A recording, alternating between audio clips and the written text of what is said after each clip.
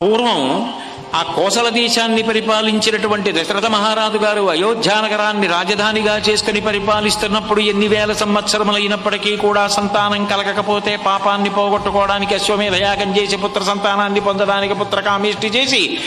చివరికి రామలక్ష్మణ భరత శత్రుఘ్నులనేటటువంటి నలుగురు కుమారుల్ని గని పెద్ద కుమారుడైనటువంటి సుగుణాభిరాముడు ధర్మాత్ముడైనటువంటి రామచంద్రమూర్తిని కైకమ్మ మాట మేరకు 14 సంవత్సరముల అరణ్యవాసానికి పంపిస్తే రాముడితో తమ్ముడైన లక్ష్మణుడు భార్య అయిన సీతమ్మ అరణ్యవాసానికి వెళ్ళిపోతే దండకారణ్యంలో ఉన్న 14,000 మంది రాక్షసుల్ని రాముడు నిహతుణ్ణి చేశాడు అన్న మాట విని బాధపడినటువంటి రావణాసురుడు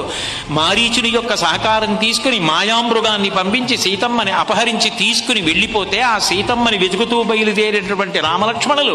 పంపా సరోవర తీరంలో సుగ్రీవుడితో అగ్నిసాక్షిగా స్నేహం చేసి సుగ్రీవుడు అన్ని దిక్కులకు వానరములను వెతకడానికి పంపిస్తే దక్షిణ దిక్కుకి అంగదుడి నాయకత్వంలో వచ్చిన కొన్ని లక్షల వానరములలో ఒకడనైన నేను రాత్రంతా వెతికి తెల్లవారుజామున ఈ శిశుపా వృక్షం మీద కూర్చుని కిందకి చూస్తుంటే సీతమ్మ ఏ రూపంతో ఉంటుందో, ఏ బట్టలు కట్టుకుంటుందో, ఏ నగలు పెట్టుకుంటుందో, ఏ కాంతితో ఉంటుందో చెప్పినటువంటి రామచంద్రమూర్తి యొక్క వర్ణనకు తగినటువంటి సీతమ్మ యొక్క దర్శనం చేసి కృతార్థుడనైనాను అని ఆపేశారు.